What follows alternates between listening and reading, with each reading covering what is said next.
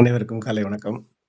அ முதல்ல வந்து ரமேஷ் சாருக்கும், மில்டன் சாரும், நம்ம 60 தாண்டின உடனே ஹெல்த் கேர் தான் ரொம்ப முக்கியம். அதுக்கு என்னெல்லாம் கான்சன்ட்ரேட் பண்ணணும். Health care, wealth care, happiness கேர்ன்னு தான் ப்ரோகிராமே நம்ம ப்ரோகிராமே டிஆர்வி லைஃப் ஹேப்பினஸ்ல. வயசுக்கு தகுந்த மாரி அது மாறும் ஸ்டேஜ். இப்ப வந்து சளி பிடிச்சிருக்கு அப்படின்னா, எண்ணெய் ஆயில் கொப்பளிக்கிறது கூட சௌரியமா இருக்கும். ஸோ 2 பேரும் நான் பேசுறேன் நான் பர்சனலா. சௌக்கியமா இருக்கிறதுக்கு உண்டான முயற்சிகள் எடுப்போம். ஏன்னா, அவங்கலாம் சுவர் இருந்தா தான் சித்திரம் வரைய முடியும்னு, நடத்துறவங்க இருந்தா தான் அவங்க சில பேர் பேச்ச கேட்கறதுக்கு தான் வரோம். விவேகானந்தன் சார பார்க்கறதுக்கு தான் வரோம். அவர் பேச்ச கேட்கறத விட பார்க்கறது அழகு. ஆனா, அது இன்னைக்கு மிஸ்ஸிங் கொஞ்சம் வருத்தமா தான் இருந்தது. ஆனா, அந்த தெய்வத்த வந்து முடிச்சிடுறேன் நானு தெய்வமே. ஏன்னா, உங்கள இப்ப பார்த்தது ரொம்ப சந்தோஷமா இருக்கு. ஏன்னா, the way of expression, way of talking, பேச்சு பேச்சா இருக்கா? உள்ள என்ன உத்வேகத்தோட நீங்க கன்வெர்ட் பண்ணியிருக்கீங்க அப்படிங்கிறத குரல் கம்மியா கூட சொன்னாலே மக்கள் புரிஞ்சுக்கிற தன்மையில் இப்ப நான் குறைச்சிருக்கேன் பாருங்க. நான் அபார்ட்மெண்ட்ல தான் இருக்கேன். ஆனா நம்ம அந்த எக்ஸ்பிரஷன்லயே காமிச்சிட முடியும். அத வந்து மிஸ் ஆனத மத்த மக்கள்லாம் கொஞ்சம் யார் பேசுறீங்களோ ஏன்னா இந்த ப்ரோக்ராமை பொறுத்த வரைக்கும் என்னன்னா அந்த இந்த வே ஆஃப் எக்ஸ்பிரஷனும் அந்த ஃபீலையும் நாங்க உணர ஆரம்பிக்கும் போது தான் சில பேர் படிப்பான் ஆனா எழுத தெரியாது. அவன் தோத்து போயிடுவான். எக்ஸாம்ல மாணவனா இருக்கிற ஆளு படிக்க தெரியும் சார், நல்லா பிரமாதமா அப்படி உழுத்து உழுத்து படிப்பான். எழுத தெரியாது, விட்டுருவான், கோட்டை விட்டுருவான். அதைத்தான் நான் பார்த்தேன் இந்த ப்ரோக்ராம்ல. சில பேர் செலவு நல்லா பண்ணுவான். அப்பங்காசுலயே வாங்கி வாழ்க்கையை ஓட்டுறது ஒரு பக்கம். 60 வயசுக்கு மேல நான் அப்பா காசுல தான் இப்ப ஓட்டிக்கிட்டு இருக்கேங்கிறது வேற. ஆனா நியாய தர்மத்தோட வாழணும்னா சில விஷயத்த நம்ம உச்சத்தெல்லாம் தொட முடியாது. ஆனா அப்படி வளர்த்துட்டாரு நம்மள. அதனால இப்ப இருக்கோம்.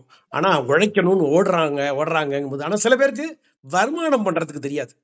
அப்படின்னா எதுக்காக எதை பண்றோம், ஏன் பண்ணணும், ஏயா ஓடுற அப்படின்னு நீங்க சொன்னீங்க பாருங்க, செமையா இருந்தது. பரீட்சை, படித்தல், எழுதுதல்னு 3 செக்மெண்ட்டை பார்த்தேன் நானு. பிடித்தல், தெரியுமா, தெரியாதுங்கிறத தாண்டி முடியுங்கிற 3 செக்மெண்ட்டை பார்த்தேன். சார் முடியுங்கிற தன்மையை நீங்க வளர்த்துக்கிட்டோம்னாலே போதும்.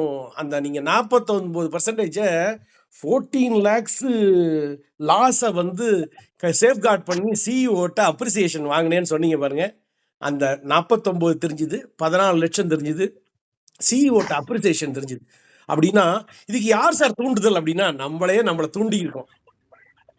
49 ஆனா 70வது ரேங்க்லாம் வாங்க முடியாதுங்கிறது எனக்கு யோசிக்க தோணுச்சு. ஏன்னா கிளாஸ்ல இருக்கிற டிக்கெட்டே எவ்வளவுதான்.